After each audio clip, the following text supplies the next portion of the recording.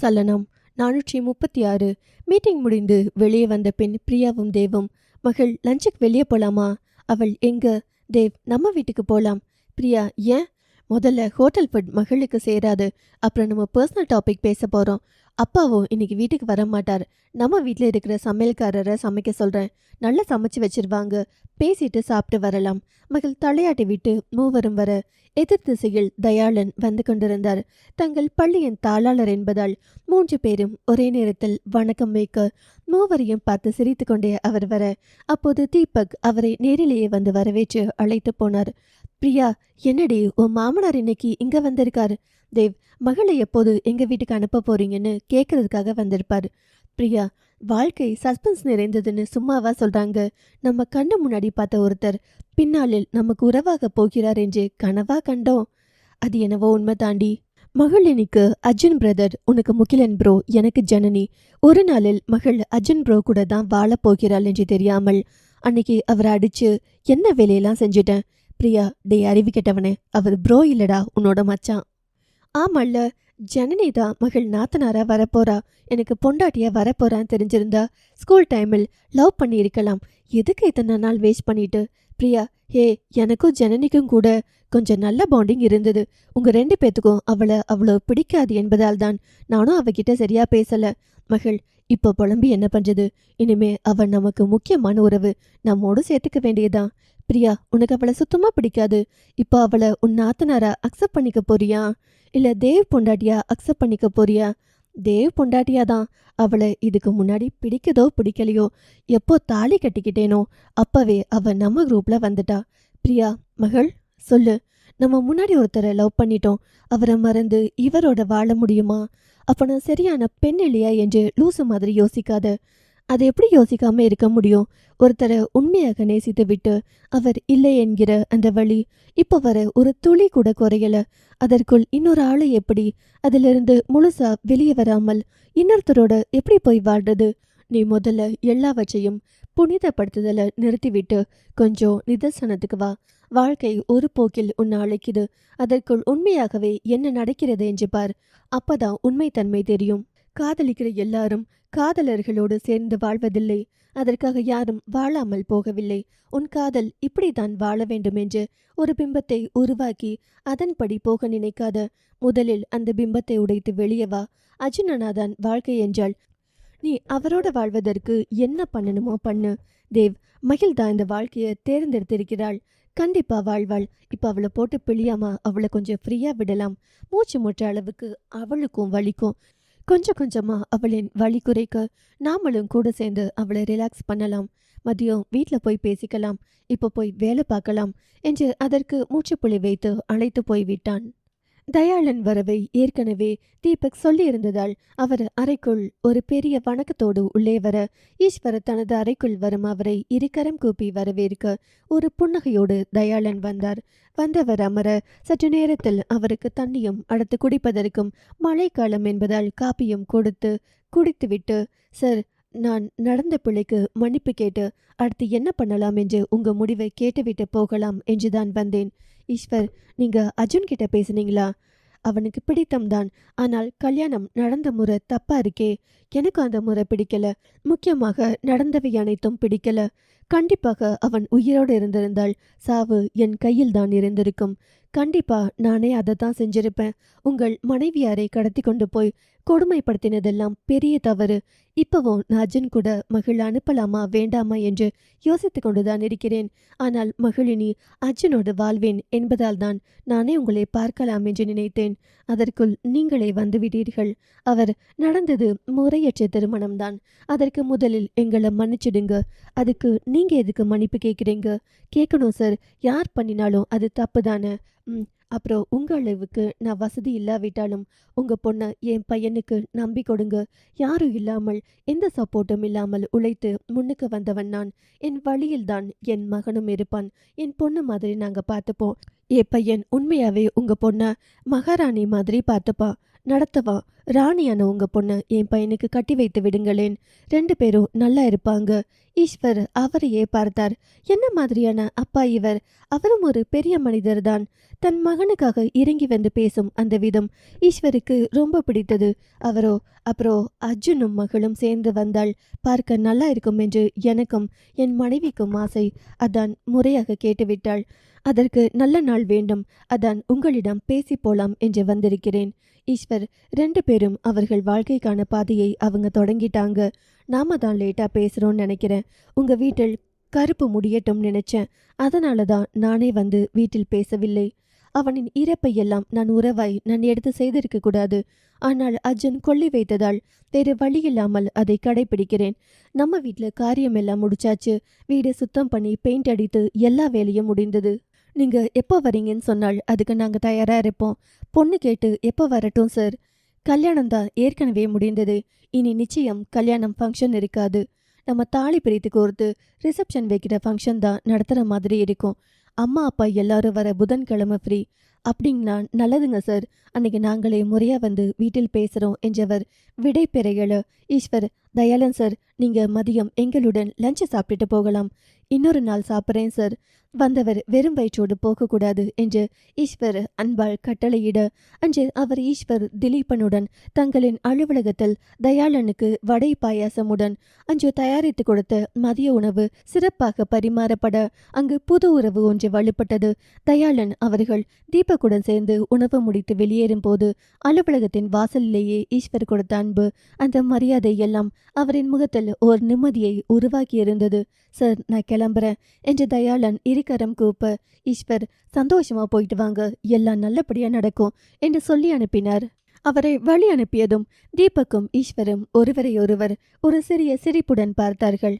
Sir, மகள் பாப்பா அதிர்ஷ்டம் பண்ணியிருக்காங்க என்று தீபக் சொன்னதும் ஈஸ்வர் மெதுவாக தலையை ஆட்டினான். தேவ் கார் ஓட்டி மூவரும் வீட்டின் பக்கம் வந்து கொண்டிருந்தார்கள். மகிழ் பின் சீட்டில் அமர்ந்திருந்தாலும் மனது இன்னும் அதே வார்த்தைகளில் நின்றுவிட்டது. பிரியா கேட்ட கேள்விகளும் அவள் சொன்ன ரியாலிட்டியும் தேவின் திடீர் மெச்சூரிட்டியும். பிரியா சிரித்தபடி தேவிடம், டே, இப்படி பிலாசபர் மாதிரி பேசுவியா? நீ எப்போ இருந்து? தேவ் சிரித்து கொண்டு, அவ வீட்டில் சுச்சுவேஷன் உனக்கு தெரியாது பிரியா. மகிழ் ரொம்ப ஸ்ட்ராங்காக இருக்கிற மாதிரி இருக்கும். ஆனால் உள்ள எவ்வளவு வலிச்சாளரான்னு எனக்கு தெரியும். அந்த வார்த்தைகள் கேட்டதும் மகளின் விழிகள் ஜன்னல் வெளியிருந்த வானத்தை வெறித்து பார்த்தது. அதில் 1000 பயம் கலந்திருந்தது. அதில் ஒரு ஆழம், ஒரு பயம், ஒரு நிம்மதி, கிடைக்காத வெறுமை. அவள் மெதுவாக சொன்னாள், நான் எங்க ஸ்ட்ராங்? எல்லாத்துலேயும் நான் அட்ஜஸ்ட் பண்ணிக்கிற மாதிரி நினைச்சாதான் ஸ்ட்ராங். தேவ் மிரரில் அவளை பார்த்தான். அட, உனக்குன்னு பேச சண்டை போட உனக்கு என்று என்றாள். கூடவே வந்து நிற்கும் ஆட்கள் நாங்க. மகள், நீ சிங்கிளா வழி எடுத்துக்காத. நீயே உன்னை பனிஷ் பண்ணிக்காத. பிரியா உடனே, ஆமா மகள், இதுக்கு முன்னாடி இருந்தது வேற, இப்போ நீ இருக்கிறது வேற. நீ இன்னாரின் மனைவி என்று உனக்கே தெரியும். இன்றைய நாளில் உன் மனதை திறந்து விடு. அங்கே தேவ் வீட்டில் விதவிதமான சாப்பாடு செய்து சமையல்காரமா உணவு மேடையை அலங்கரிக்க மகளுக்கு தான் எதுவும் தொண்டையில் இறங்க மறுத்தது. தேவ், மகள், உனக்கு பிடிச்ச சமையலெல்லாம் செஞ்சு தர சொல்லி கேட்டு அவங்களும் செஞ்சு வச்சுட்டாங்க. சாப்பிடலாம்னு நினைக்கும் போது கூட நீ அதை திறந்து பார்க்காமல் எதையோ யோசித்து கொண்டே இருக்கிறாய். நீ அர்ஜுன் கூட பேசாட்டி நார்மல் மோடுக்கு வரமாட்ட. முதல்ல அவர் கூட பேசு. ஏனோ அவளும் அர்ஜுன் நம்பரை டயல் செய்து காதில் வைக்க அவன் போன் சுவிட்ச் ஆஃப் என்று வந்தது. என்னாச்சு என்று மீண்டும் மீண்டும் தொடர அது சுவிட்ச் ஆஃப் என்று வரவும், தேவ், நீ ஜனனியிடம் கூப்பிட்டு அர்ஜுன் எங்க இருக்காருன்னு கேளு. அடுத்த நொடி தேவ் ஜனனிக்கு அழைத்து அர்ஜுன் பற்றி விவரம் கேட்க, அர்ஜுன் காலையிலிருந்து வீட்டுக்கு வரவில்லை, ஸ்கூலுக்கும் போகவில்லை, எங்கே போயிருக்கிறார் என்று தெரியவில்லை என்று பதில் வந்தது. ஏனோ அந்த வார்த்தையில் ஒரு மாதிரி பயந்து விட்டாள் மகள். போகும் வழியில் ஏதாவது ஆக்சிடென்ட் ஏதும் நடந்து நமக்கு இன்ஃபார்ம் தராமல் இருக்காங்களோ? இப்படி ஏகப்பட்ட யோசனைகளோடு பெண் அவள் மீண்டும் அர்ஜுன் நம்பருக்கு டயல் செய்து பார்க்க, இம்முறை போன் ரிங் போக அவன் அழைத்து காதில் வைத்து ஹலோ என்று சொல்ல மாட்டானா என்று கவலையாய் போனை பார்த்து கொண்டிருந்தாள். ஆனால் அர்ஜுனோ கால் மேல் கால் போட்டு அமர்ந்து வானத்தை வெறித்து பார்த்தபடி அமர்ந்திருந்தான். எந்த போன் கால் எடுக்கலாம்? சலனம் 437. மகிழ் தொடர்ந்து அர்ஜுனுக்கு போன் பண்ணி கொண்டிருந்தாள். வாட்ஸ்அப்பில் லாஸ்ட் சீன் தற்போதுதான் என்று வந்தாலும் அவன் கால் எடுக்கவே இல்லை. ஏதாச்சும் அவருக்கு உடம்பு முடியாமல் போய் வேறொரு ஆளிடம் கிடைச்சிருக்குமோ, இல்லை விபத்து நேர்ந்திருக்குமோ, என்னால் தானோ எங்க போனீங்க அர்ஜுன் என்றவளுக்குள் என்னென்னவோ தோன்றி அவள் மனது ஒவ்வொன்றையும் பூதாகரமான காட்சிகளாய் கண்களில் படம் போல் காட்சிப்படுத்த நினைக்க நினைக்க பெண்ணுக்குள் சொல்ல முடியாத பயம் அந்த கலக்கத்துடன் மறுபடியும் அந்த நம்பருக்கு டயல் செய்து கொண்டே இருந்தாள். அவன் போன் எடுக்கவில்லை என்பதால் அவள் தேவ் பிரியாவிடம், நீங்க சாப்பிட்டு ஆஃபீஸ் போங்க, நான் ஒரு 8 அவங்க ஸ்கூல்ல போய் பார்த்துட்டு வந்துடுறேன். பிரியா, எதுக்கடி இவ்வளோ பதட்டப்படுற? அவருக்கு ஒன்றும் இருக்காது. ஜனனி கேஷுவலா தானே அண்ணன் நம்பர் சுவிட்ச் ஆஃப் என்றாள்.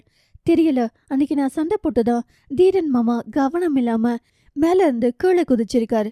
ஏ அது வேற, நீ இப்ப எங்க அர்ஜுன் அண்ணா கிட்ட சண்டை போட்ட உன் பக்கம் இருக்கும் பிரச்சனையை தானே சொன்ன. என்ன சொல்றதுன்னு தெரியலடி. எனக்கு தீரன் மாமா கிட்ட பண்ணின மிஸ்டேக்ஸ் எல்லாம் இனிமேல் யாருக்குமே பண்ணக்கூடாதுன்னு நினைக்கிறேன். இப்ப அவருக்கு என்னமோ ஏதோன்னு பயமா இருக்கு.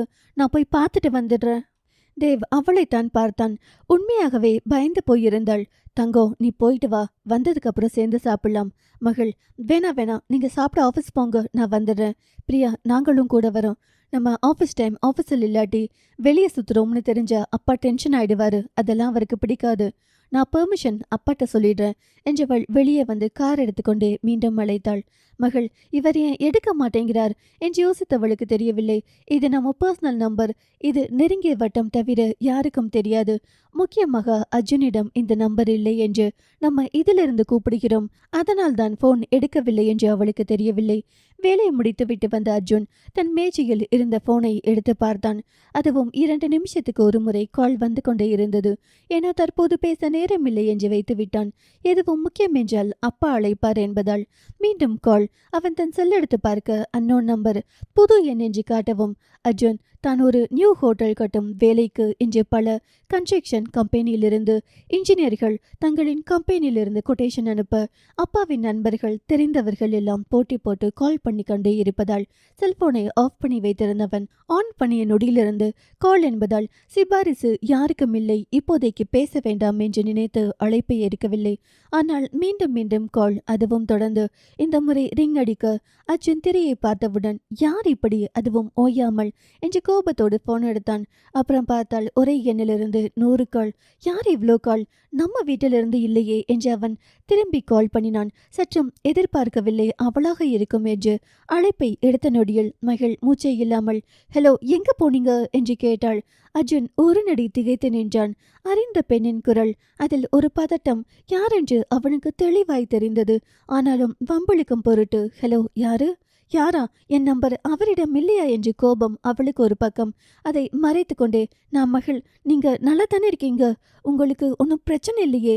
நாம் மகள் என்றதும் அர்ஜுனின் இதழ்களில் மெதுவான குறுநகை. அவனோ, ஏன், எனக்கு எதுவும் ஆகணுமா? உங்களுக்கு போய் கால் பண்ணேன் பாரு. இது உன் நம்பரா? என்னோட பர்சனல் நம்பர் இது. அவன் குரல் மெதுவாக. அப்படின்னா இதுக்கு முன்னாடி என்கிட்ட இருந்த நம்பர் அது ஆஃபீஸ் ஃபோன். ஒரு ஃபோன் அட்டன் பண்ணி பதில் சொல்றதுக்கு உங்களுக்கு ஏன் இவ்வளோ நேரம் என்றவளுக்கு கோபம். அந்த கோபம் அவனுக்கு ரொம்ப பிடித்திருந்தாலும் காட்டிக்கொள்ளாமல் நக்கலாக, ஆமா, நான் ஃபோன் போட்டு எடுக்காட்டி நீயே இவ்வளோ பதற? கூப்பிடு என்று சொன்னது யாரு என்றாள் வேகமாக. ஒரு சந்தோஷ சிரிப்பு அது அவள் காதுகளில் விழுந்தது. எதுக்கு இப்ப சிரிக்கிறீங்க? அப்போ என்ன நீ புருஷனை அக்செப்ட் பண்ணிட்டியா? ஹலோ, தாலி கட்டும் போதே அக்செப்ட் பண்ணியதால் தானே கல்யாணம் நடந்துச்சு. இப்போ இது என்ன புது கேள்வி? தாலி கட்டிட்டா மட்டும் புருஷனாயிட முடியுமா அம்மனி? இப்போ ஃபோன் ஆஃப் பண்ணி வைக்கிற அளவுக்கு, அவ்வளோ கால் வர அளவுக்கு உங்களுக்கு என்ன பிரச்சனை இப்போ? பெற்றவர்கள், உடன் பிறந்தவர்களை தவிர புதிதாக ஒருத்தி என்னை தேடுகிறாள் என்ற ஆச்சரியக்குறி ஒரு பக்கம், அவளின் தவிப்பு ஒரு பக்கம், போன் எடுக்கவில்லை என்ற கோபம் ஒரு பக்கம். அதை அவனுக்கு சொல்ல தெரியவில்லை. ஆனால் சந்தோஷமாக உணர்ந்தான். அவள், உங்களுக்கு என்ன அம்னீஷியாவா? அடிக்கடி காணாம போயிடுறீங்க. ஹலோ, சொல்லுடி. பொண்டாட்டி மயக்கம் என்றால் இப்படிதான். அவளின் திடீர் தேடுதலில் என்னை மறைக்கிறேன்னு வச்சுக்கோ. நீங்க ஒன்று பண்ணுங்க, சினிமாவுக்கு டயலாக் எழுத போலாம். சிரித்தான். ஹலோ, உங்ககிட்ட தான். எதுக்கு போனை சுவிட்ச் ஆஃப் பண்ணீங்க? அப்புறம் ஆன் பண்ணி ஏன் எடுக்கல? என் பொண்டாட்டி 2 சிம் வச்சிருக்கா. சாதாரணமா பேசினாலே அப்புறம் பேசுறேன்னு சொல்ற அவள் நிமிஷத்துக்கு நிமிஷம் கால் பண்ணுவாள்னு நான் என்ன கனவா கண்டேன்? இல்ல திடீர்னு அவ எனக்கு கூப்பிடுவா என்று பிபிசி நியூஸ்ல இருந்து யாரும் தகவல் சொன்னாங்களா? இல்லையே. 1400 கால் வந்தால் ஆஃப் தான் பண்ணுவாங்க. என்ன பண்றீங்க? காணோன்னு தேடுன்னு. எதுக்கு தேடின? ஒரு முறை கால் பண்ணியிருந்தா பரவாயில்ல, அதுவும் இத்தனை முறை. அந்த கேள்விக்கு அவளுக்கு பதில் சொல்ல தெரியவில்லை. ஒரு நிமிடம் அவள் மௌனமாகிவிட, மனமோ ஆமாதானே, அவர் கேட்கிற கேள்வி சரிதானே, எதுக்கு இத்தனை முறை கூப்பிட்டே இருக்கேன், அவர் போன் எடுக்காவிட்டால் எனக்கு என்ன பிரச்சனை, எதுக்கு நான் இவ்வளோ பதட்டமான என்றவளுக்கு விடை தெரியவில்லை. இத்தனை முறை பண்ணியிருக்கேன் என்றால் என்ன லவ் பண்றியா என்ன? அவளுக்கு ஒரு மாதிரியாகவும் நான் வைக்கிறேன் என்ற போனை வைக்க போக, நான் உன்கிட்ட கொஷின் கேட்டேன், ஆன்சர் பண்ணிட்டு போ, நான் ஆஃபீஸ் போகணும், அப்புறம் பேசுறேன் என்றவளுக்கு அப்போதுதான் தெரிந்தது கைகள் தானாக மனசு சொன்னபடி அர்ஜுன் ஸ்கூல் பக்கம் வண்டியை ஓட்டி வந்திருப்பதை நினைத்து ஐயோ என்னும் போதே கதவை தட்ட திறக்க அங்கே ஜனனியின் குரல். இங்க என்ன பண்ற? சும்மா வந்தேன். எதுக்கு இந்த வழியா? ஒரு வேலையா? என் அண்ணா பத்தி தேவ் கேட்டார். சுவிட்ச் ஆஃப் என்பதால் நீ அவரை தேடி இங்க வந்திருக்கியா? அதெல்லாம் இல்ல. அந்த கேள்வியில் அர்ஜுன் சத்தமாக சிரித்தான். ஜனனியிடம் வேலை இருக்கு, பை என்றவள் அவ்விடம் விட்டு நகர, அர்ஜுன் எதுக்கு எஸ்கேப் ஆகுற? கொஞ்சமாச்சும் உன் மனசுல நான் இடம் பிடிச்சிட்டேன்னு சொல்லு. அதெல்லாம் இல்ல, அதுதான் உண்மை, ஒத்துக்கோ. எனக்கு உங்க மேல லவ் எல்லாம் இல்ல, காணோம்னு தேடுன. லவ் இல்லனா என்ன டேஷ்க்கு என்ன தேடுற என்றவனின் கேள்வியில் அவளுக்கு பதில் வரவில்லை. இருவருக்குள்ளும் ஒரு நொடி மௌனம். தெரியாம கூப்பிட்டுட்டேன், என்னால உங்களுக்கு ஏதாச்சும் ஆகிடுமோன்னு, அவ்வளவுதான், சாரி கூப்பிட்டதுக்கு. அவள் தன்னை தேடி இவ்வளோ தூரம் வருவதே, அவளின் வட்டத்துக்குள் நான் வந்து விட்டேன் என்பதே, அது அவளுக்கு புரிய நாளாகும் என்பதால் அர்ஜுன் தன் குரலை தனித்து, இந்த நேரத்துல இத்தனை தடவை அழைக்க தோணியதற்கு நான் தேங்க்ஸ் சொல்லணுமா? அப்புறம் இனி ஹஸ்பண்ட் சார்ஜ் எடுத்துக்கலாமா என்று மெதுவாக கேட்டான். அந்த எடுத்துக்கலாமா என்ற வார்த்தையில் அனைத்தும் அடங்கும். அது அவளின் காதுகளில் விழுந்த அந்த நொடி மகள் ஒரு நிமிஷம் மூச்சு வாங்க மறந்து போனாள். அவள் முகம் முழுக்க எழும்பிய வெப்பம் அர்ஜுனுக்கு தெரியாமலேயே தெரியும் போல. அவள் தலையை ஓரமாக திருப்பி வாய்க்கு வரும் பதிலை தள்ளி போட்டு கொஞ்சம் கூட தன்னை கட்டுப்படுத்தி கொண்டு, வேணாம் ப்ளீஸ், இப்படி பேசாதீங்க என்று மெதுவாக சொன்னாள். அதற்கு அவன் எதுவும் பேசவில்லை. ஆனால் அவனின் இதழ்களில் சொல்ல முடியாத உணர்வு கலந்த புன்னகை மட்டும்.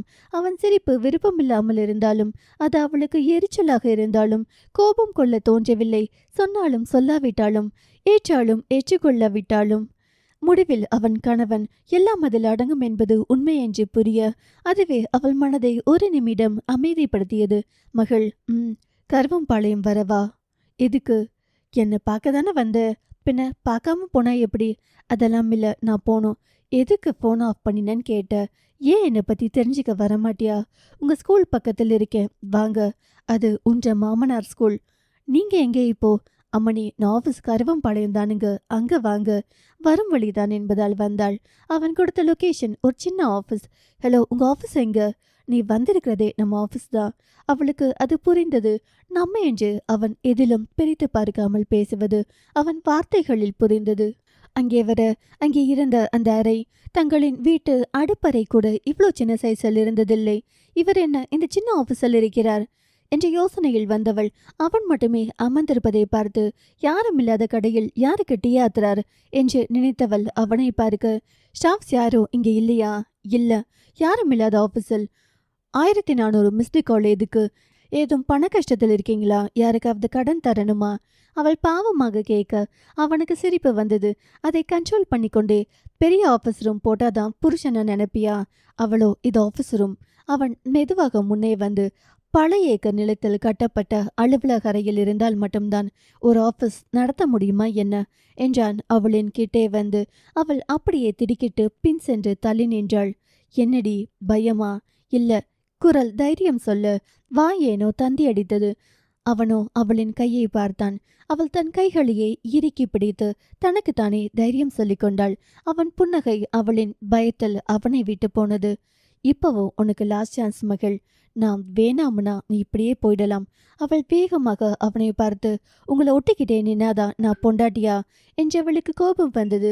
அவன் அருகே வந்து அவன் சட்டையை இறுக்கி பிடித்து, உங்களுக்கு என்ன தான் பிரச்சனை? நான் தான் சொல்றேன்ல, எனக்கு கொஞ்சம் டைம் கொடுங்கன்னு திருப்பி திருப்பி ஏதாவது சொல்லிட்டே இருந்தா நான் என்ன தான் பண்றது?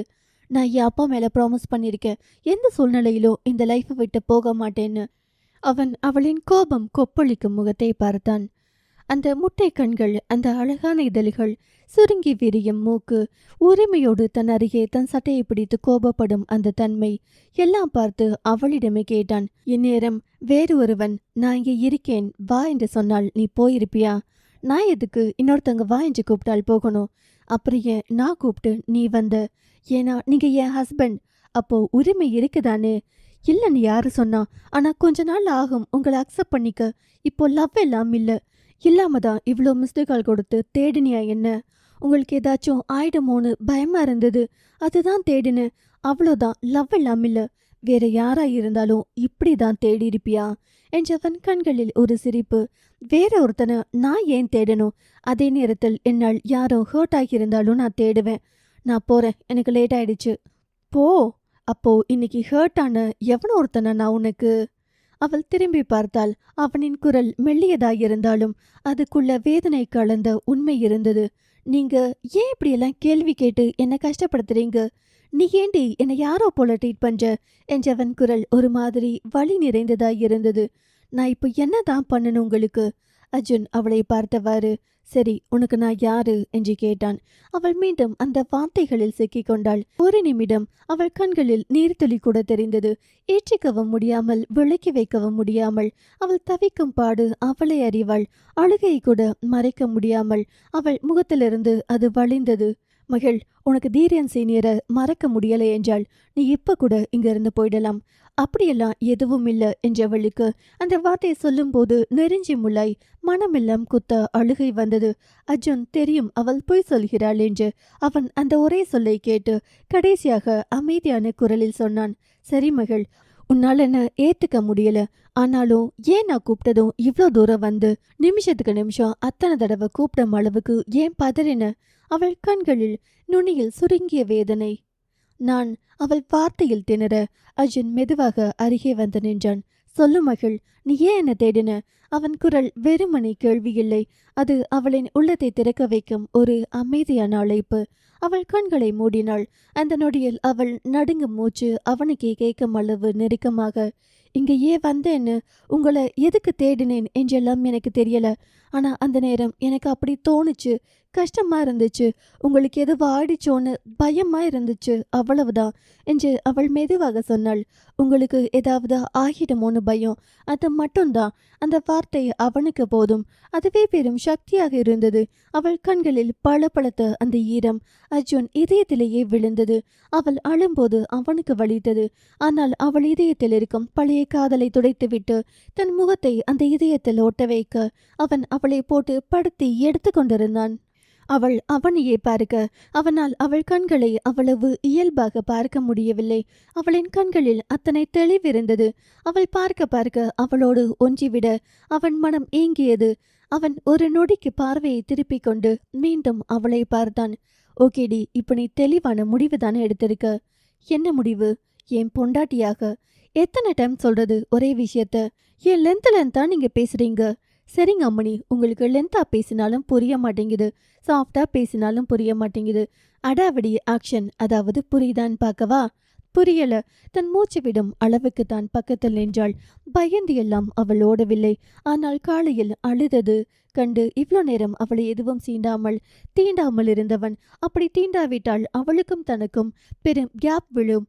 தான் அவளின் வாழ்க்கை என்று அவளுக்கு புரிய ஆரம்பித்திருக்கும். இல்லாவிட்டால் எனக்காக இவ்வளவு தூரம் வந்திருக்க மாட்டாள் என்று புரிந்தவன் அவளின் இடையோடு விரல் கோர்த்து அவளை தன் பக்கம் இழுத்தான். என்ன பண்றீங்க என்று கேட்கும்போது அங்கிருந்த மேஜையில் அவன் விழ அவனின் மேல் அவள், விடுங்க அர்ஜுன், புருஷன் பேர் சொல்லி கூப்பிடக்கூடாதுன்னு உங்க வீட்டுல சொல்லி கொடுக்கலையாடி? பொண்டாட்டிய யாரும் இல்லாத இடத்துக்கு கூட்டிட்டு வந்து இப்படியெல்லாம் பேசக்கூடாதுன்னு உங்க வீட்டுல யாரும் சொல்லி தரலையா? பொண்டாட்டிக்கிட்ட இப்படி நடந்துக்கோ அப்படி நடந்துக்கோன்னு எந்த பெற்றோரும் சொல்லித்தர மாட்டாங்கடி என்றவன் அவளை இறுக்கி அணைத்திருந்தான். ஒரு பயத்தோடு இருந்தவள் அதன் பின் அவன் எதுவும் தன் உடம்பில் கைவிட்டு தன்னிடம் அசிங்கமாக எதுவும் நடந்து கொள்ளாமல் இருக்கவும், ஏனோ அந்த தனிமையில் அவன் கண்ணியம் காத்தபடி நிற்கும் போது ஏனோ முதல் முறையாக அவன் மேல் ஒரு மரியாதை உண்டானது.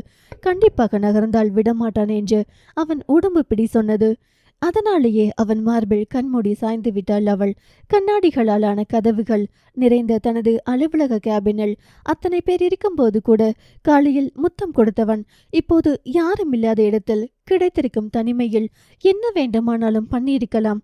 ஆனால் எதுவும் பண்ணாமல் தன்னை மார்போடு கிடத்தி தன் தலையில் மென்மையாய் வருடி கொடுக்கும் ஒரு ஸ்பரிசம் தன் தந்தைக்கு பிறகு அவனிடமிருந்து கிடைத்ததை அவள் உணர்ந்தாள்.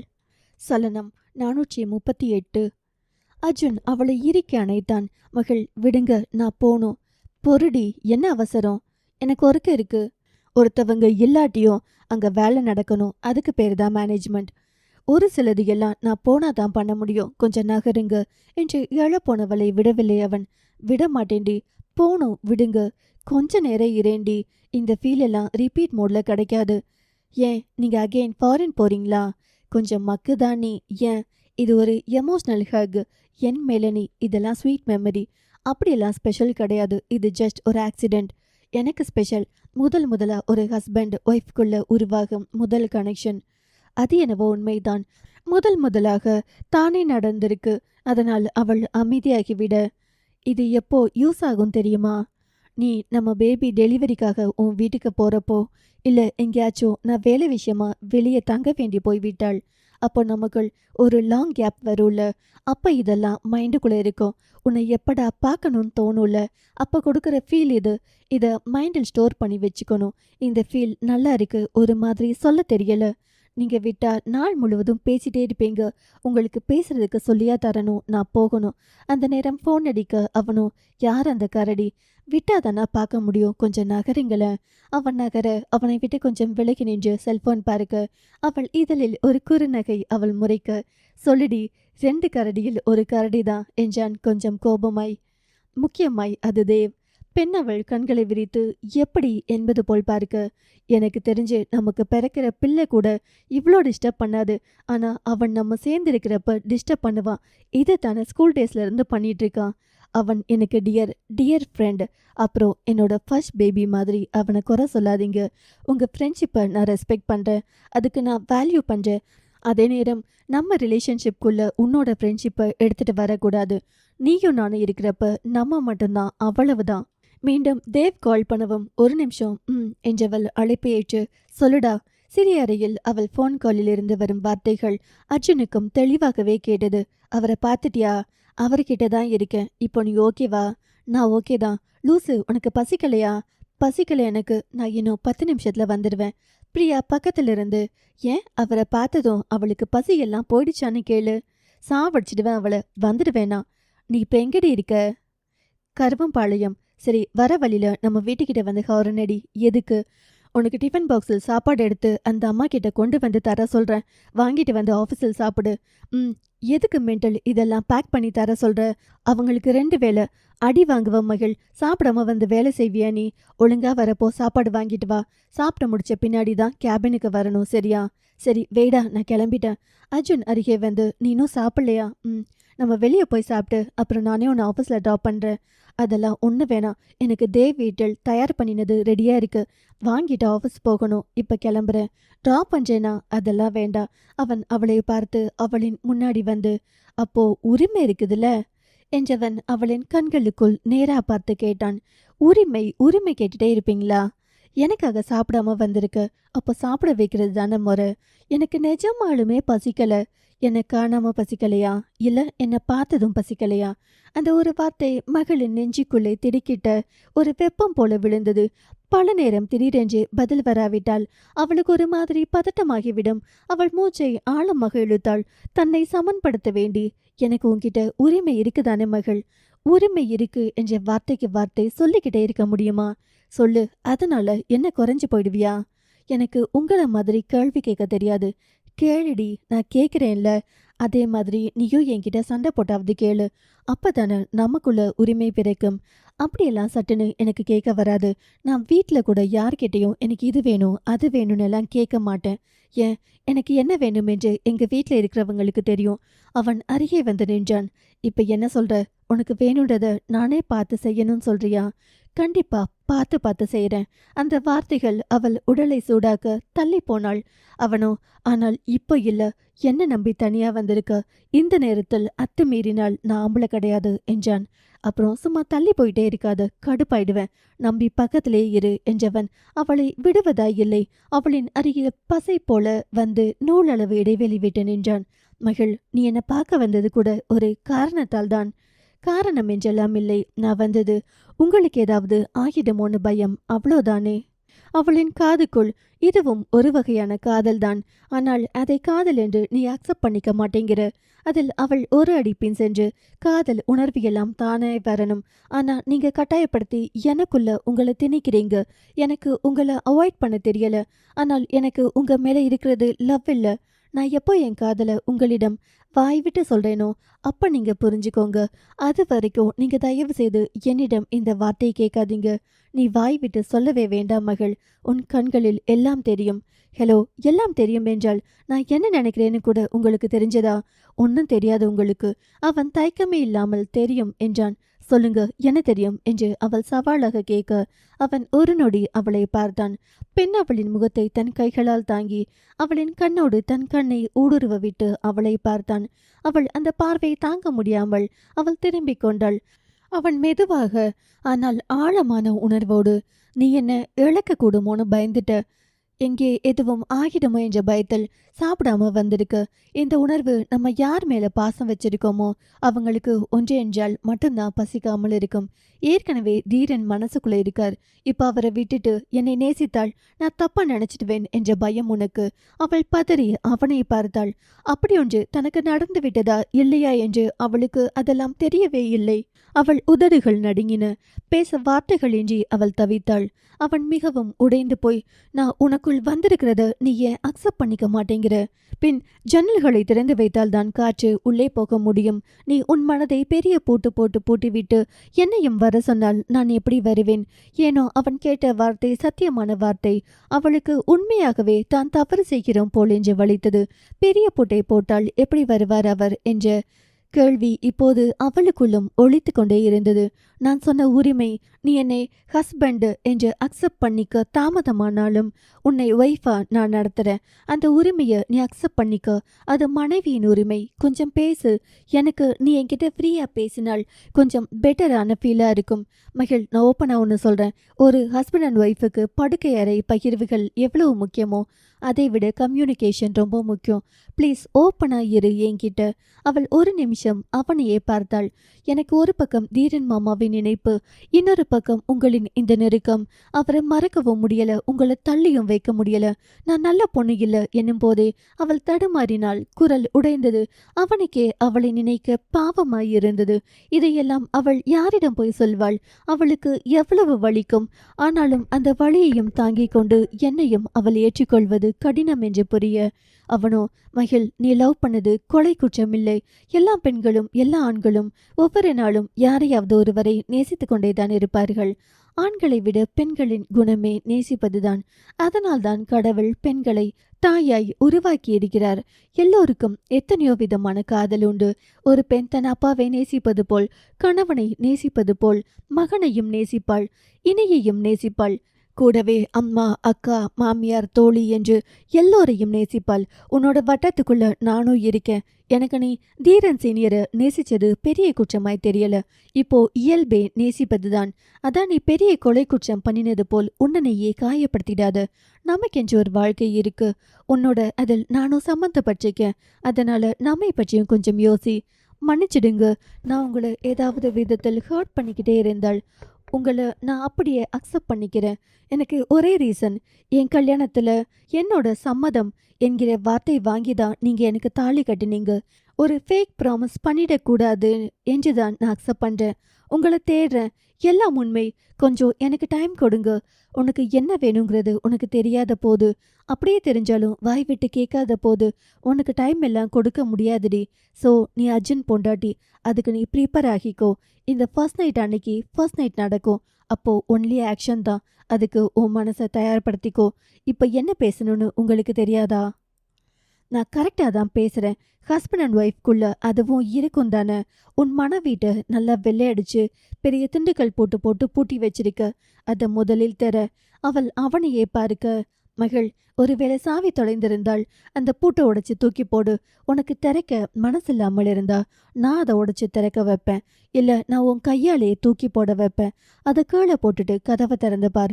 இந்த அர்ஜுன் உன் வாசல் பக்கத்துல ரொம்ப வருஷமா கால் கடுக்க நின்னுக்கிட்டே இருக்கான். அவனும் பாவம், அவனும் மனிதன்தான். அவனுக்கு உணர்வுகள் இருக்கும் என்று அவனை பற்றி கொஞ்சம் யோசித்து அந்த கதவை திற. ஏனோ இவனோட மனைவி என்றான பிறகு வேறு நினைவுகளுக்கு இடமில்லாதபடி எதையாவது ஒன்று பேசவோ செய்யவோ வார்த்தைகளிலெல்லாம் மாயாஜலம் பண்ணி கொண்டிருக்கும் அந்த ஆண்மகனை பற்றிதான் இப்பொழுது பெண்ணவளின் அந்த குட்டி மூளை யோசித்துக் கொண்டே இருந்தது. அவள் கண்கள் அவன் முகத்தில் படிந்திருந்தது. அவன் இங்கே நின்று நாள் முழுவதும் இப்படியே பார்த்துக்கிட்டு நிற்கிறது தான் உன் ஆசையா? நானும் எவ்வளவு நேரம்தான் நல்லவனா நடிக்கிறது?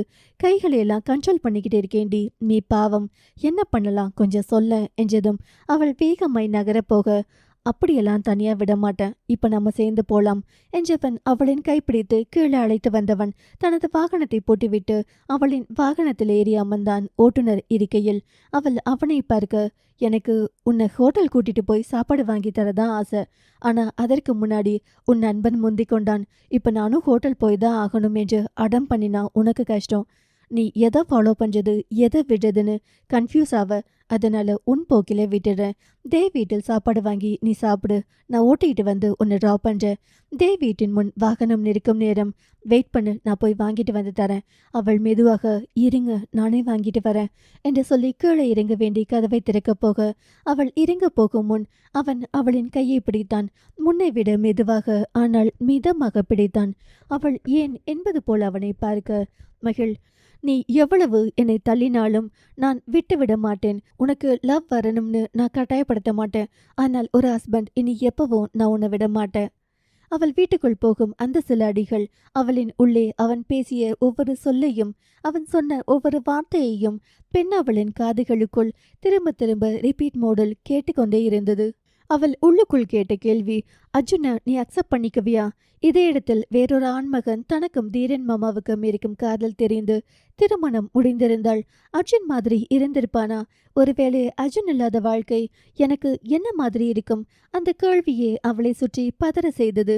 தான் ஏன் இதையெல்லாம் யோசிக்கிறேன் என்ற மாதிரி இருந்தது அவளுக்கு. சலனம் 439. மகிழ் சாப்பாட்டு கூடையோடு வாகனத்திற்குள் ஏறி அமர்ந்தாள். அவன் ஓரமா நிறுத்தட்டுமா? இப்பவே சாப்பிட்றியா? அதெல்லாம் வேணாம். என்ன ஸ்பெஷல்? நிறைய சமைச்சிருந்தாங்க. நான்வெஜ் பிரியாணி, 2 சப்பாத்தி, பன்னீர் பட்டர் மசாலாவும் வாங்கிட்டு வந்தேன் என்றவன் டிஃபன் பாக்ஸ் ஓப்பன் பண்ணி அதில் ஸ்பூன் போட்டவள். பின் அவனிடம், நீங்க சாப்பிட்டீங்களா? இல்ல. பிரியாணி எடுத்து அவன் பக்கம் ஸ்பூனை நீட்ட, எனக்கு ஸ்பூன்ல சாப்பிட்றது பிடிக்காது. அவள் அழகாக புருவத்தை சுருக்கி அவனை பார்த்து, பின்னே? அவன் மெதுவாக என்றவன், எனக்கு கையில சாப்பிடதான் பிடிக்கும். ஏனோ அடுத்து அவன் ஊட்டிவிட சொல்வானோ என்று நினைக்கும் போது அவள் உடம்பை சற்று பதறிவிட்டது. அவன் அந்த வரியை சொன்ன விதம், அவனின் வார்த்தைகளில் ஒரு ஏற்ற இறக்கம், மாட்டேன் என்று சொல்ல முடியாத அளவுக்கு ஒரு கேள்வி, ஒரு சாதாரண சொல் கூட அவனிடம் செடக்டிவாக மாறிவிடும்.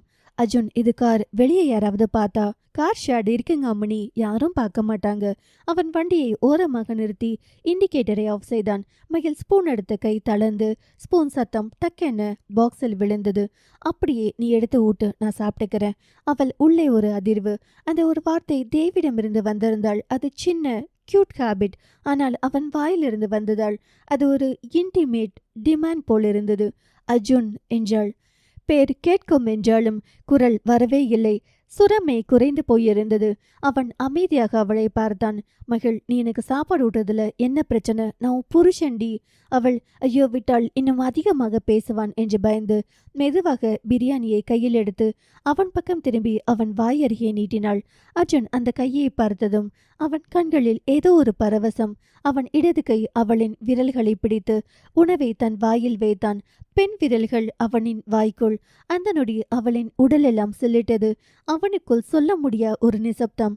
அவன் இதழ்களில் தன் விரல்கள் அவன் உதட்டை தொட்டதும் அந்த உணர்ச்சியை புரிந்து கொண்டு சொல்ல தெரியாத சொல்ல முடியாத ஒரு உணர்வில் சிக்கி திணறிக் கொண்டிருந்தாள். அவன் மெதுவா, இப்படி நான் உன் கையால சாப்பிடுவேன்னு கனவிலும் நினைக்கல. இது எனக்கு ரொம்ப பிடிச்சிருக்குடி. உன் கையில் ஏதோ ஒரு மேஜிக் இருக்கு. அவன் செய்கைகள் பேச்சுகள் எல்லாம் கேட்டு அவள் இதய துடிப்பு பெண் அவளின் காதுக்குள் ஒளிப்பது போல இருந்தது. மகிழ், இன்னொரு கைப்பிடி கொடு என்றவன் அவளின் கையை மட்டும் இறுக்கி பிடித்திருந்தான். அவள் கையை தடுக்கவே முடியவில்லை. அவன் கண் ஒரு இன்ச் கூட நகராமல் தன்னையே பார்க்க அந்த சூழ்நிலையை அவளால் சமாளிக்க முடியவில்லை. அந்த கண்கள் அதற்குள் தன்னை இழுப்பது போல் தோன்ற அதை தவிர்த்தாள் பார்ப்பதையே. அவள் பிரியாணி எடுத்து கொடுக்கும் ஒவ்வொரு முறையும் அவன் அவள் விரலை தொட்டும் தொடாமலும் வாய்க்குள் வாங்கி கொண்டிருந்தான். தொலைவில் வண்டிகள் போகும் சத்தம், காரினுள் தணிந்த குளிர், பெண் அவளின் இதயத்துக்குள் ஒரு உயிர் தன் வரவை பதிய வைப்பதற்கான நிகழ்வுகளை நிகழ்த்தி கொண்டிருக்கும் தருணம் அது. அதெல்லாம் சேர்த்து அவளின் உள்ளம் ஒரு பெருமழையை உருவாக்கி கொண்டிருந்தது. அவன் சாப்பிட்டு முடித்ததும், அர்ஜுன் போலாம். அவளை நேராக பார்த்தான். நீ சாப்பிடல, நான் ஊற்றேன். அவள் வேகமாய், அதெல்லாம் வேணாம், நான் சாப்பிட்டுக்கிறேன். நான் வேணும்னா என் வாயால ஊட்டவா? அவள் முகம் சிவந்தது. அர்ஜுன், வேலைக்கு லேட் ஆயிடுச்சு, அதுக்காக தான் சீக்கிரம் சாப்பிட சொல்றேன் என்றவன் அவள் பக்கம் சாய்ந்து பாக்ஸை அவள் மடியில் நெகிழ விடாமல் பிடித்து வைத்து, சாப்பிடும் மகள், நான் இருக்கேன். அவள் தலையை தாழ்த்தி முதல் வாய் சப்பாத்தி உருக்கொண்டாள். அர்ஜுன் அதை பயங்கர சந்தோஷமாக பார்த்தான். அவன் கண்களில் இருக்கும் சந்தோஷத்தை பார்த்து, என்ன ஆச்சு? ஏன் இப்போ இவ்வளோ ஹாப்பியா இருக்கீங்க? என்னோட அப்பா அம்மா சாப்பிடும்போது பக்கத்தில் உட்காந்து பரிமாறிட்டே இருப்பார். ரொம்ப ஹாப்பியாக ஃபீல் பண்ணுவார். அப்போ எனக்கு அது புரியலை. நான் என் பொண்டாட்டி பக்கத்தில் உட்காந்து அவள் எனக்கு ஊட்டி விட்டுட்டு இப்போ அவள் உட்காந்து சாப்பிட்ற அழகை பார்க்கும்போது அது ரொம்ப நல்லா இருக்கு. அது ஒரு தனி சுகமாக தான் இருக்கு. அதான் எங்கள் அப்பா எங்கள் அம்மாவை அப்படி ரசிச்சிருக்கார். ஒரு கணவன் தனது மனைவி உணவு உண்ணும் போது மனம் நிறைந்து கண்களில் வரும் ஒரு அமைதி போலன்னு சொல்லுவார் என்று அவன் பேசும்போது அவள் மனதில் ஏதோ ஒரு மென்மையான ஈரம். அவனின் வார்த்தைகளில் தன் வாழ்நாள் கொண்ட ஆசையது. குடும்பம், குட்டி, குழந்தை, அதை உருவாக்கும் மனைவி, அவளின் மேல் பாசம் என்று எல்லாம் கலந்திருந்தது. அவன் மிகவும் பொறுமையாகவே ஒவ்வொரு நொடியையும் ரசித்து அவளிடம் மனம் விட்டு உண்மை பேசி கொண்டிருக்கும் பொழுது கொஞ்சம் கொஞ்சமாய் அவளும் அந்த வார்த்தைகளில் காதில் வாங்க ஆரம்பித்தாள். மகிழ் சப்பாத்தியை சாப்பிட முயன்றாலும் அவளுக்குள் அவன் வார்த்தைகள் ஏதோ மாயாஜாலம் செய்து கொண்டிருந்தது. இன்னும் எடுத்த சப்பாத்தியை சாப்பிடாமல் அப்படியே வைத்து பார்த்து கொண்டிருந்தாள். அவளின் கைகள் தன் மனதை நினைத்து லேசாக நடுங்கியது. அவளின் அசைவை பார்த்து அவன் சிரிப்பை அடக்க முடியாமல் அவள் கையை சற்று மேலே தூக்கி அவளின் வாய்க்குள் வைத்துவிட்டு, அப்படி நடுங்கிற அளவு நான் ஏதாவது பண்ணிட்டேனா என்று மெதுவாக கேட்டான். மகளுக்கு அவன் சொன்ன அந்த வார்த்தையில் ஜிவென்று மின்சாரம் உடலுக்குள் ஏறி அவளின் மயிர்கால்கள் குத்திட்டு நின்றது. ப்ளீஸ் எதுவும் பேசாதீங்க என்று சத்தமில்லாமல் சொன்னாள். அர்ஜுன் மெதுவாக அவள் முகத்தை பார்த்தான். அந்த நொடியில் அவன் கண்களில் இருந்த ஒரு அன்பு அவளை தொலைந்து கிடந்த உலகத்திலிருந்து திரும்ப இழுத்து வரும்படி இருந்தது. மகள், அவன் ஒரு கணம் தன் குரலை தாழ்த்தினான். நீ இப்படி உட்கார்ந்து என் கூட சேர்ந்து சாப்பிட்றது எனக்கு ரொம்ப பெருமையா இருக்குடி. என்ன பெருமை என்பது போல் அவள் பார்க்க, கடவுள் இதற்கு முன் சூழ்நிலைகள் மூலம் பல நிகழ்வுகளை நமக்குள் நிகழ்த்தி நான் உனக்கு பிடிக்காதவனா மாற்றியிருக்கலாம். என்னோட செயல்கள், உன்னோட புறக்கணிப்பு எல்லாம் சேர்ந்து உனக்கு என் மேலும் நிறைய கோபதாபங்களை உண்டு பண்ணி வெறுப்பு என் மேல் உனக்கு கொடுத்திருந்தாலும் என் லவ் என்னவோ உண்மை. அதனால்தான் இவ்வளவுக்கு பின்னும் தொலைந்து போன ஒரு பொக்கிஷம் ஒன்று மீண்டும் என் கையிலேயே கிடைத்திருக்கிறது என்றாள். இந்த யூனிவர்ஸுக்கு நான் நன்றி சொல்லணும். அவள் அடுத்து என்ன சொல்ல போகிறான் என்று பார்க்க, அவனோ அந்த பொக்கிஷம் நீதான் என்றவன் அவளை வைத்து கண் வாங்காமல் பார்த்தான். அவள் அந்த வார்த்தையில் அவனையே பார்த்தாள். வெறுப்பை தவிர வேறொன்றும் செய்யாமல் ஒரு கடை கண் எடுத்து கூட பார்க்காமல் இருந்தேன். ஆனால் அவருக்கு நான் பொக்கிஷமா என்று அவனோ சுத்தி சுத்தி உன் பின்னாடி வந்து நின்னப்ப கூட என் பக்கம் சிறிதும் ஏறிட்டு பார்க்காத பெண் ஒருத்தி இப்படி என் பக்கம் சாய்ந்து சாப்பிட்டுக்கிட்டே இருக்கிற ஃபீல் தனி. அது என்னை புருஷனாக உணர வைக்குது. நிஜமா கணவன் மனைவி உறவு வேற லெவல் டி. அவள் கையில் இருந்த சப்பாத்தி உள்ளே இறங்கவில்லை. சாப்பிடவும் தோணவில்லை. அவள் அவனை பார்த்தாள். நேராக முதல் முறையாக அவன் அவளின் சப்பாத்தி எடுத்து கையை பிடித்து அவளின் வாய்க்குள் விட்டான். எனக்கு ஏன் கையால் ஊட்டணும்னு ஆசை. ஆனால் நான் கை கழுவல. அதனால தான் ஏனோ சாப்பிடாவிட்டால் அவனை தன்னை சாப்பிட வைப்பான் என்பதால் வேக வேகமாய் சாப்பிட்டு முடித்து திரும்ப அவள் சாப்பிட்டு முடிக்கும் வரை காத்திருந்தவன் சாப்பிட்டு முடித்ததும் டிஃபன் பாக்ஸ் வாங்கி அதற்குள் மூடி வைத்தவன் வாட்டர் பாட்டிலை எடுத்து நீட்டினான் கை கழுவ சொல்லி. அவள் கை கழுவி விட்டு திரும்பும் போது கை துடைக்க அவள் எப்பொழுதும் தங்கள் வீட்டில் இருக்கும் டர்க்கி டவலை தேடிக்கொண்டே திரும்ப ஆடவன் தனது பேண்ட் பாக்கெட்டில் இருந்த கைக்குட்டையை எடுத்து நீட்டினான். அவள் கையை துடைத்துவிட்டு கையை ரிலாக்ஸாக பெண்ணவள் தனது தொடையின் மீது வைக்க ஆடவன் அவளின் கையின் மீது தன் கையை வைத்து விரலோடு விரல்கள் கோர்த்து அவளை பார்த்தான். அர்ஜுன் என்றவளுக்கு வார்த்தையே வரவில்லை. என்னடி கையை எடுங்க, ஏன் எல்லாரும் பாப்பாங்க, பார்த்தா பார்க்கட்டும் அர்ஜுன் ப்ளீஸ். நீ என் பொண்டாட்டிடி, என் பொண்டாட்டி கையை பிடிச்சா உன் அப்பா கூட கொஷின் கேட்க முடியாது. பார்க்குறவங்க தப்பா நினைப்பாங்க அர்ஜுன். இப்படி பொது வெளியில் வண்டியில் போகும்போது கையை கோர்த்துக்கிட்டு போறது தப்புன்னு பேசுவாங்க. இப்படி போறவங்க எல்லாம் உனக்கு சொந்தக்காரங்களா மகள்? இல்ல, அப்புறம் ஏன் ஃபீல் பண்ற? உன் பேர் தெரியாது எவனோ என்னமோ சொல்லிட்டு போகட்டும். நம்ம தட்டில் சாப்பாடு சாப்பிடணும் என்றால் நம்ம தான் சம்பாதிக்கணும். போறவன் வரவன் பேசுறதையெல்லாம் பேசுறதோடு சரி, சாப்பாடு போட மாட்டான். அப்புறம் நல்லவங்களோ இந்த வழியாக போவார்கள். அவர்களின் திங்கிங் எப்படி இருக்கும் தெரியுமா? இந்த மனிதன் தன் மனைவியை ரொம்ப காதலிக்கிறான், அவளை விட மாட்டான், அவளின் கையை பிடிச்சுதான் வீட்டுக்கு போவான் என்று பார்க்கும் நல்லவங்க கண்ணுக்கு இப்படிதான் தெரியும். அவனின் பேச்சில் மகள் முகம் சிவந்து கீழே பார்க்க அவன் அவளின் விரல்களை மேலும் இறுக்கி பிடித்தான். நான் ஏன் இப்படி பண்றேன் தெரியுமா என்றவன் குரலில் ஒரு மென்மை. அவள் அவனையே பார்க்க ஒரு முறை பிடித்தால் பிடித்ததுதான். இனி என் வாழ்நாளில் ஒருபோதும் கைவிட மாட்டேன் நான். என்னிடம் எதுக்கு இவ்வளவு பயம் மகள் என்றவனின் குரலில் ஒரு மென்மை. இப்படி உன் கையை நான் பிடிக்கிறது இன்னை கூட விட்டு விடுவதற்கு இல்ல மகள். ஒரே ஒரு வாழ்க்கை நம்மளோடது. வாழ்நாள் முழுசும் வாழ்க்கையை பிடிச்ச மாதிரி இருக்கணும். அவள் கைகளை விட முயற்சிக்க அவன் இன்னும் பிடியை இருக்கினான். அர்ஜுன் ப்ளீஸ் கையை விடுங்க என்றால் மெல்ல. அவன் வேகமாய் காரல் இஞ்சி இடு பழகி மஞ்சள் சிவப்பழகி என்று பாட்டு போட்டான். இப்ப எதுக்கு பாட்டு? வெறும் காத்து தான் வருதுங்க என்பது போல்தான் உன் குரல் இருக்கு. அத சொல்ற உன் குரலில் கூட எவ்வளவு ரொமான்டிக் ஃபீல் இருக்கு தெரியுமா? எனக்கு உள்ளுக்குள் ஒரு மாதிரி ஃபீலா இருக்கு இந்த மெல்லிய குரலில் என்றான். அவள் முறைக்க அவன் சிரித்தான். மகள், அர்ஜுன் நான் சொல்றேன்ல, லேட் ஆகிட்டு போனோம் என்று மெதுவாக கையை இழுத்தாள்.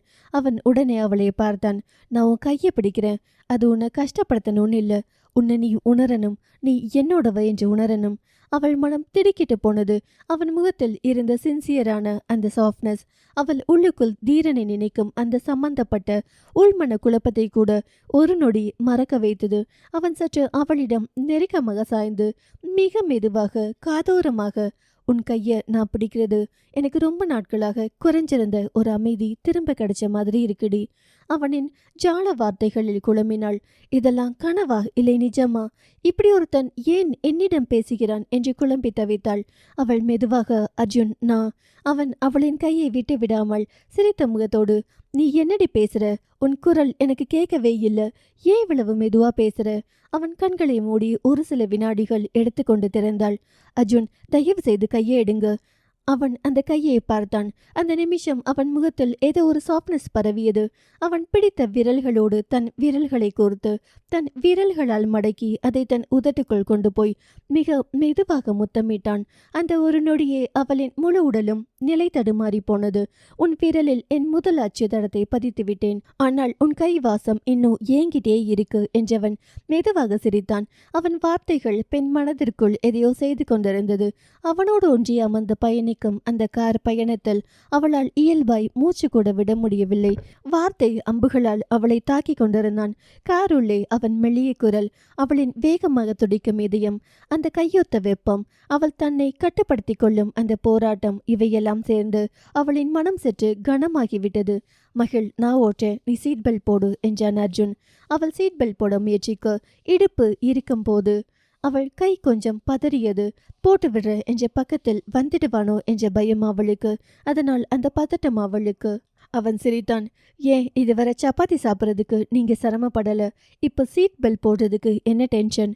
அவள் கண்களால் அவனை தயவு செய்து பேசாதீங்க என்று ஒரு கெஞ்சுதலுடன் அதை போட்டாள். பேசி பேசியே ஆளை கண்ட்ரோல் பண்ணும் வித்தையை கற்றிருக்கும் அவனிடம் வீண் வாதிட மனம் இல்லை அவளுக்கு. அவன் அவளின் பார்வையில் குரலை தாழ்த்தி, சரி சரி பேச மாட்டேன் என்றவன் ஸ்டேரிங் பிடித்தான். ஏனோ பெண் இதயம் அவன் இழுக்கும் இதயத்தின் பின்னால் ஓடிக்கொண்டே இருந்தது. அதுவே அவளுக்கு பயம். சலனம் 440. அர்ஜுன் மகிழுடன் பயணிக்கும் போது செல்போனில் தனது இன்றைய ஒர்க்கெல்லாம் வாட்ஸ்அப்பில் பார்த்து கொண்டிருக்கும் போது ஈஸ்வரிடமிருந்து அவளுக்கு மெசேஜ். 4 மணிக்கு கோயம்புத்தூரில் இருக்கும் தலைமை அலுவலகத்தில் என்ற மீட்டிங் என்று. அந்த நேரம் அர்ஜுனுக்கு விடாது ஃபோன் கால் மாற்றி மாற்றி வந்தது. மகள் அவன் புறம் பார்த்து, உங்களுக்கு ஏதும் பர்சனல் பிரச்சனை இருக்கா? எனக்கு என்ன பிரச்சனை? இல்ல, காலையில் 1400 மிஸ்டு கால்னு சொன்னீங்க, அதனால தான் ஃபோன் சுவிட்ச் ஆஃப் பண்ணி வச்சிங்க என்று இவ்வளவு கால் பண்றாங்களே, ஏதாவது பிரச்சனையா? அவன் எதுவும் பேசாமல் அவள் வார்த்தைகளை காதில் வாங்கி கொண்டு, பிரச்சனையாக இருந்தால் என்ன பண்ண போற? என்னால முடிஞ்ச சப்போர்ட் பண்ணுவேன்ல. என்னை பார்த்தா உனக்கு ஏதாவது பிரச்சனைகள் இருக்கிற மாதிரி தெரியுதா என்ன? ஆமா, உங்க ஆஃபீஸை பார்த்தா ரொம்ப சின்னதா இருக்கு. இந்த சின்ன ஆஃபீஸ் இவ்வளோ கால் வருது என்றால் உங்களுக்கு பிரச்சனை ஏதாவது இருக்கா? ஏனோ தன்னை கஷ்டப்படுமாள் என்று அவள் நினைக்கும் போது அவளின் நினைப்பில் கல்லறிய அவன் மனம் விரும்பவில்லை. தன் நிலை கண்டு அவள் அன்பு கிடைக்குமா? கிடைத்தால் அந்த காதல் எவ்வளவு தூரம் தன்னோடு பயணிக்கும் என்று அறிய அவளால் தன்னை பற்றி அவன் வாய் திறக்கவில்லை. அவளை பார்த்து, பிரச்சனை இருந்தா விட்டுட்டு போயிடுவியா என்ன? நொடி கூட தாமதிக்காது. சொன்னா கண்டிப்பா நான் சப்போர்ட் பண்ணுவேன். பரவாயில்லையே, நிஜமாலுமே நீ ஏஞ்சல் தான். அவள் முறைக்கு, ஏதாவது பிரச்சனை என்றால் என்னை வேணாம்னு சொல்லுவேன்னு எதிர்பார்த்தேன். ஆனால் சப்போர்ட் பண்றேன்னு சொல்ற, அதற்காகவே ஐ லவ் யூ. இங்க சுத்தி அங்க சுத்தி என்ன பேசினாலும் திரும்ப லவ் பற்றி மட்டும்தான் பேசுவீங்களா?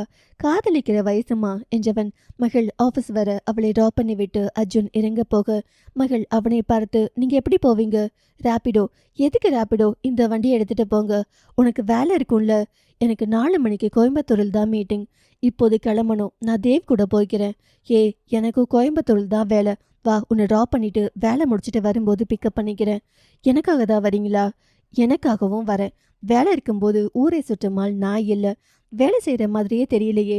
பின்ன எப்படி தெரியுது? யாருக்கோ பதில் சொல்றதுக்கு போற மாதிரி தெரியுது. அப்படியா தெரியுது? அவ்வளவு அசிங்கமாவா இருக்கேன்? பார்க்க எல்லாம் கியூட்டா தான் இருக்கீங்க.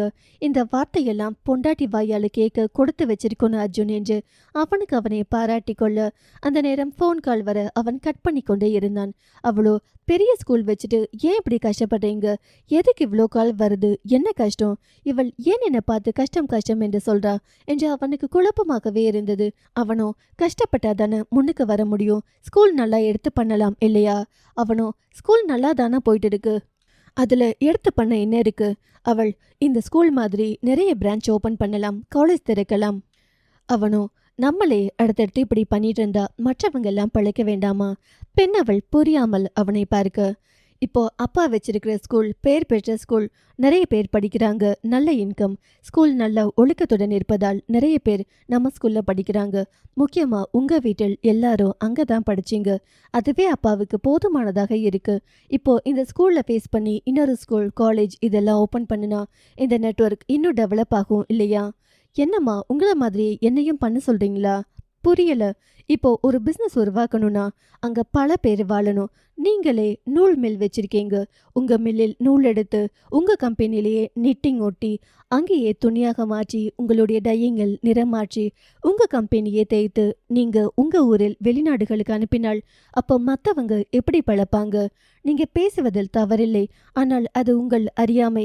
ஆனால் எல்லாத்தையும் நாம கிரியேட் பண்ணும்போது யாருக்கும் கஷ்டம் வரக்கூடாது என்பதுதான் உங்க பாயிண்ட். எங்ககிட்ட எவ்வளவு பேர் வேலை பார்க்கிறார்கள், எவ்வளவு பேர் வீட்டில் எங்களால் அடுப்பெரியுது என்று உங்களுக்கு தெரியாது.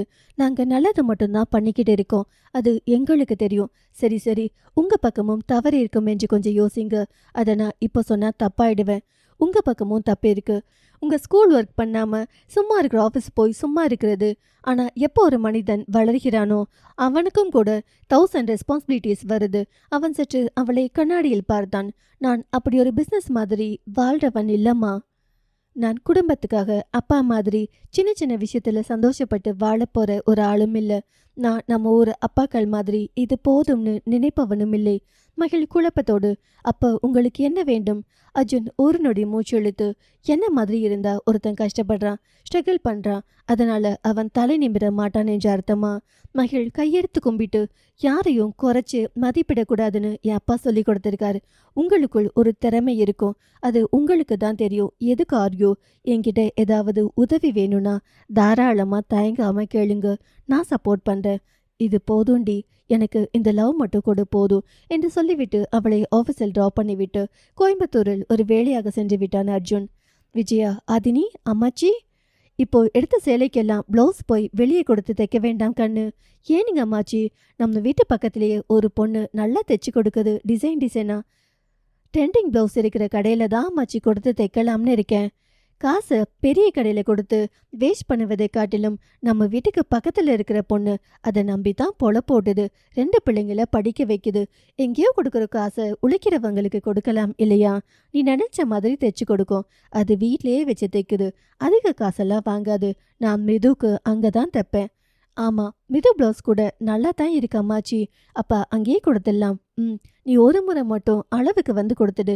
பக்காவா தைச்சு கொடுத்துடும். அம்மாச்சி, கடைக்கு போயிட்டு அப்புறம் எப்ப வீட்டுக்கு போறது? நாளைக்கு வரட்டுமா? நாளைக்கு கொடுத்து எப்ப தைக்கிறதாம்? தீரன் கூட வந்து கொடுத்துட்டு அப்புறம் போ. தீரன், அப்பத்தா எனக்கு வேலை இருக்குங்க. நான் கோயம்புத்தூரில் ஹோட்டல் வரைக்கும் போயிட்டு அப்புறம் தான் போகணும். தீரன், நம்ம ஆதினி நம்ம ஹோட்டல் பார்த்ததில்ல. ஆதினி கண்ணு, நீ போய் மாமன் கூட நம்ம ஹோட்டல்ல போய் பாரு. ரொம்ப நல்லா கட்டியிருப்பான். அங்க போனா மனசு ரொம்ப சந்தோஷமா இருக்குன்னு என் பையன் கூட சொல்லுவான். கூட்டிட்டு போய் காமிச்சிட்டு அப்படியே சாயந்தரம் நம்ம வீட்டுக்கு கூட்டிட்டு வந்துடு தீரா. நம்ம பிளவுஸ் கடைக்கு கூட்டிட்டு போயிட்டு வரேன். நீ திரும்பி கொண்டு போய் வீட்டில் விட்டுடு. உண்மையாகவே வேலை இருந்தது. கோயம்புத்தூரில் ஹோட்டல் அசோசியேஷன், கோயம்புத்தூரில் பெஸ்ட் ஹோட்டல் கட்டப்போவதற்கான இன்னொரு மீட்டிங். இப்படி பலதரப்பட்ட மீட்டிங் இருக்கும்போது ட்ரெஸ் எடுக்கணும் என்பதற்காக வந்தவன் தற்போது அவளையும் அழைத்து கொண்டு போக முடிவெடுத்தான். இல்லையென்றால் ஆதினி முன் வேலை இருக்கும் என்று சொன்னால் தன்னை கூட்டிக் கொண்டு போவதற்கு விருப்பமில்லை என்று நினைத்து கொள்வாள் என்பதால் தலையாட்டினான் தீரன். கூடவே துருவனையும் போன் கால் மூலம் கோயம்புத்தூரில் இருக்கும் ஆபீஸுக்கு வர சொல்லிவிட்டான். மகிழ் மீட்டிங் முடிந்தவுடனே அர்ஜுனுக்கு அழைத்தாள். அர்ஜுன், ஒரு 10 மினிட்ஸ் வெயிட். அவள் அதுவரை தனது அலுவலகத்தை ஒரு மேற்பார்வையிட்டு விட்டு கீழே வர அர்ஜுன் வந்தான். அவன் முகத்தில் ஒரு பரவசம், ஒரு தெளிவு.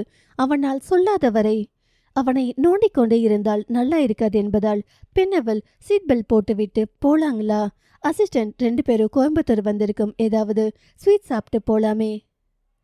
ஏன், ஏதாவது சக்சஸ் ஆகியிருக்கீங்களா? ஸ்வீட் எடு, கொண்டாடு என்று கூப்பிட மாதிரி இருக்கு. அதான் சிரித்தான். பதில் சொல்லவில்லை. வீட்டுக்கு போலாமுங்க.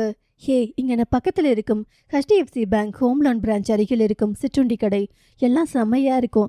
இருவரும் வர சிற்றுண்டி கடை பார்க்கவே ஸ்பெஷலான ஒரு இடம் போல் மனதுக்கு அமைதியாக இருந்தது. அதன் அருகே ஒரு மழலையர் பள்ளி வேறு. அந்த கடையில் அலங்காரம் என்று ஸ்பெஷல் காசு எல்லாம் கொடுத்து எதையும் செய்யவில்லை. கடையின் மேலே டிசைன் என்று பழைய சைக்கிள் பெயிண்ட் அடித்து ஒட்ட வைத்திருக்க அது என்னவோ அழகாக இருந்தது. அது பார்க்கவே ஒரு லவர்ஸ் பார்க் மாதிரி ரம்யமாக இருக்க அங்கங்கே ஒரு மினி டேபிள், 2 நாற்காலிகள். மகிழ் ஒன்றில் அமர அவன் அங்கே இருக்கும் அசாம்காரரிடம் cheese corn nuggets, onion rings, cheese nuggets உணவு ஆர்டர் சொல்லிவிட்டு வந்தான். மகிழினி, காப்பி? அங்கே யாரோ ஒருவருக்கு போடப்படும் காப்பி. மிகவும் அந்த மனமே அவளை காப்பி குடிக்க தோன்றியது. அங்கே இருக்கும் பெண்மணி, காப்பி இப்போது வேண்டாம், ஆறிடும்.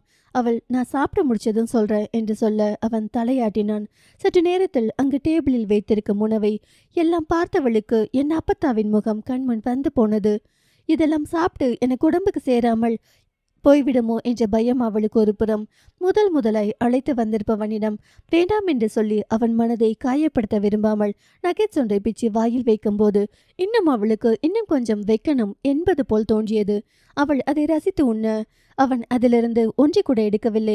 அவளுக்கே வைத்தான். அவள் சாப்பிடட்டும் என்று அந்த வழியாக வேலையை முடித்துவிட்டு வந்த துருவன் அங்கே மகள் கார் இருக்கவும் பின்னாடி இருந்த தீரனிடம் இங்கே மகள் கார் இருக்கு என்று சொல்லி வண்டியை நிறுத்த ஆதினியும் தீரனும் இறங்கினார்கள். துருவன் தூரமாய் மகிழினியை பார்த்துவிட்டு மகள் அவள் திரும்ப அவன் கை காட்ட அவள் ஹாய் என்றதும் அவன் இறங்கி அவளின் அருகில் வந்த பின்தான் எதிரில் அர்ஜுன் இருப்பதை கண்டான். உங்க கூட தான் வந்திருக்காளா என்று அவன் அருகில் அமரும் பொழுது மகள் இங்கே என்ன பண்றாள் என்று ஆதினியும் தீரனும் அங்கே வர அவனின் சென்ட் வாசமே மகளை திரும்பி பார்க்க வைத்தது. அவள் நொடியில் திரும்பிய போது தீரன் கண்களும் அவளின் கண்களும் ஒரு நேர்கோட்டில்